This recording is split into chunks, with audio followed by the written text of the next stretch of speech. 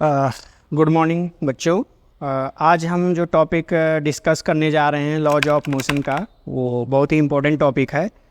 तो वो आपके नीट जेईई और सीईटी के एग्ज़ाम में ऐसे क्वेश्चन अक्सर पूछे जाते हैं, बहुत ही इम्पोर्टेंट है। पहले हम मेथड को फॉलो करेंगे, मेथड के बाद हम उसको शॉर्ट ट्रिक के रूप में भी यूज करेंगे। तो जो क्वेश्चन है बच्चों, क्वेश्चन आपका यहाँ पर एक टेबल है, इस टेबल पर एक पुली यहाँ पर कनेक्टेड है और यहाँ पर एक ब्लॉक हमने लिया हुआ है जिसका मास m1 है।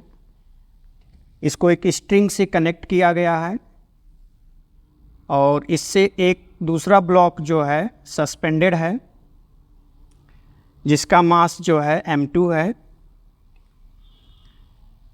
और ये जो सरफेस है बच्चों, ये सरफेस आपका रफ सरफेस है। This surface is rough surface.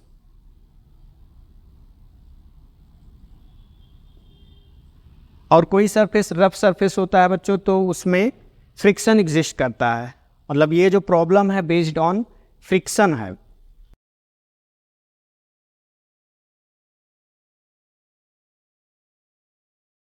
String आपको फाइंड करना रहेगा बच्चों। तो क्वेश्चन है to find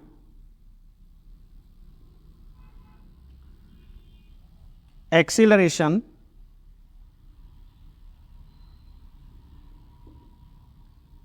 of blocks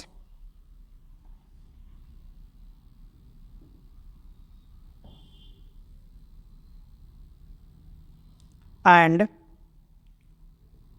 tension in string. ये आपको फाइंड करना रहता है। ऐसे क्वेश्चन बहुत पॉपुलर होते हैं, तो इसका पहले स्टेप हम यूज करेंगे स्टेप बाय स्टेप।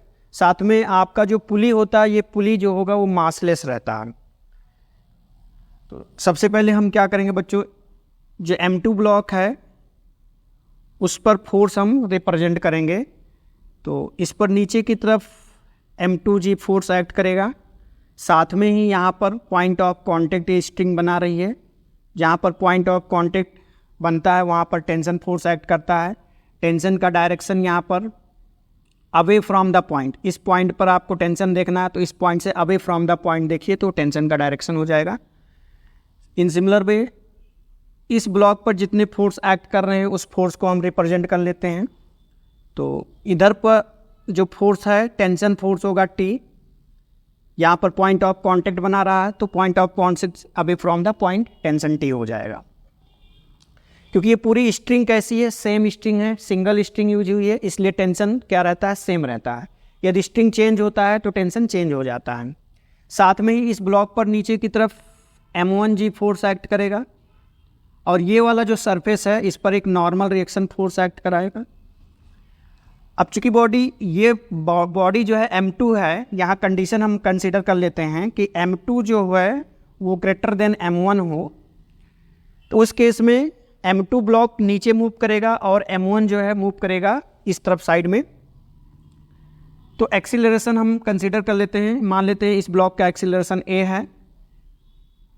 बच्चों ये ब्लॉक जितना नीचे चलेगा उतना ही ब्लॉक ये आगे मूव करेगा और दोनों मूव्स टुगेदर करेंगे, साथ साथ मूव करेंगे तो दोनों का एक्सीलरेशन क्या होगा, सेम होगा। अब यही आपको क्वेश्चन में फाइंड करना है, एक्सीलरेशन फाइंड करना है और टेंशन फाइंड करना रहेगा।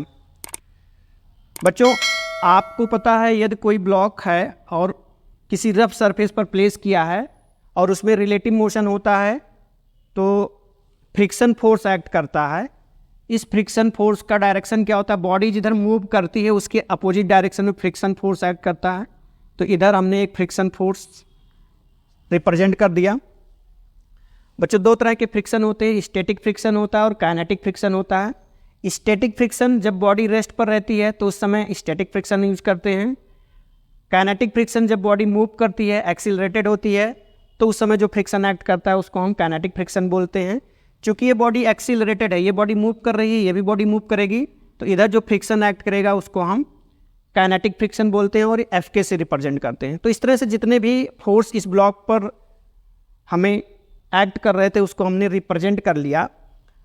अब हमें इक्वेशन बनाना है हम सबसे पहले इस ब्लॉक को लेते हैं और इस ब्लॉक पर देखते हैं कौन कौन से फोर्स एक्ट करते हैं और उस पर न्यूटन सेकेंड लॉ को अप्लाई करते हैं। तो न्यूटन सेकेंड लॉ के according F net is equal to mass into acceleration होता है।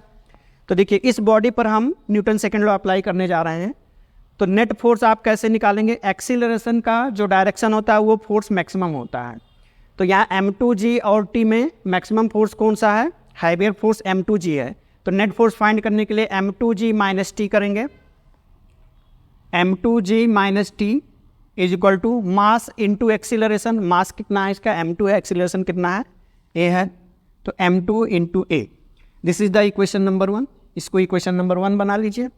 इन सिमिलर वे इस ब्लॉक को देखिए, इस ब्लॉक पर जो फोर्स एक्ट कर रहा है वो टेंशन टी है जिसका डायरेक्शन इधर है, एक्सीलरेशन की भी डायरेक्शन यही है, और साथ में इस पर एक फोर्स जो है एक्स में फ्रिक्शन फोर्स भी एक्ट कर रहा है जिसको हम काइनेटिक फ्रिक्शन बोलते हैं और एफ के से रिप्रेजेंट किए हैं। तो m1 बॉडी पर हम नेट फोर्स अप्लाई करने जा रहे हैं। दैट विल बी कितना होगा, ध्यान से देखिए एक्सीलरेशन का डायरेक्शन किधर है, ये डायरेक्शन है, तो टेंशन फोर्स उसी डायरेक्शन में एक्ट कर रहा है। अब टेंशन फोर्स जो है एफ के से क्या होगा, ज़्यादा होगा। तो नेट फोर्स फाइंड करने के लिए आपको करना पड़ेगा क्या, T minus F K is equal to mass into acceleration. तो मास इतना m1 है और एक्सीलरेशन क्या है, a है। This is the equation number 2।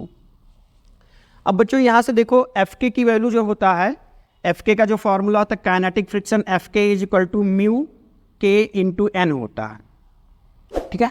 तो यहाँ से हम यदि ये सरफेस रफ सरफेस है तो इसका कोफिशिएंट जो दिया गया है वो हम मान लेते हैं म्यू के है। अब एफ के की वैल्यू देखिए म्यू के इंटू एन, यहाँ से एन की वैल्यू देखो बच्चों क्या है, एन नॉर्मल रिएक्शन फोर्स है जो सरफेस बॉडी पर एक्ट कर रहा है और इस पर नीचे की तरफ m1 फोर्स एक्ट कर रहा है, दोनों क्या है, बैलेंस हैं। तो यहाँ n की वैल्यू जो होगी दैट विल बी कितना होगा, m1 into G. n is equal to m1 into G, ये वैल्यू यहाँ पुट कर देंगे तो हमें एफ के की वैल्यू फाइंड हो जाएगी। F K is equal to mu K m1 into ji, okay. अब ये वैल्यू यहाँ पुट कर देते हैं तो इक्वेशन नंबर 3 बन जाएगा हमारा, t माइनस एफ के की value mu K m1 into ji, mu K m1 into G is equal to होगा बच्चों m1 इंटू ए, m1 इंटू ए। इसको इक्वेशन नंबर 3 कर देते हैं हम। अब बच्चों इक्वेशन 1 और 3 को हम ऐड कर लेते हैं। एडिंग इक्वेशन 1 एंड 3, जब इसको हम ऐड करेंगे तो देखिए यहाँ m2g यहाँ पॉजिटिव है, टेंशन यहाँ नेगेटिव है, यहाँ पर टेंशन पॉजिटिव है तो टेंशन क्या होगा, कैंसिल हो जाएगा। आप इस तरह से भी कर सकते हैं, दोनों इक्वेशन को एक साथ कर लीजिए। m2g minus T is equal to m2 into A. Third equation यहाँ लिखेंगे हम, t minus mu K m1 into G is equal to होगा m1 इंटू ए, ओके। अब इसको हम ऐड करने जा रहे हैं। ऐड करेंगे तो देखो यहाँ टेंशन नेगेटिव पॉजिटिव है और ये टेंशन नेगेटिव है, कैंसिल हो जाएगा। ये आपका ऐड होके देखिए m2g, ये माइनस साइन है तो माइनस साइन आएगा, म्यू के m1g इज इक्वल टू, ये दोनों ऐड होंगे m2a प्लस m1a। बच्चों यहाँ से देखो आपको जो कॉमन है वो कॉमन ले लीजिए, g कॉमन है तो g कॉमन ले लेंगे तो यहाँ से हम m2 minus mu K m1 हो जाएगा। यहाँ से देखिए कॉमन बच्चों क्या है a, तो यहाँ से हो जाएगा m1 प्लस m2। आपको एक्सीलरेशन फाइंड करना था, यहाँ से a को सब्जेक्ट बना के एक्सीलरेशन फाइंड कर लीजिए। a is equal to m2 minus mu K m1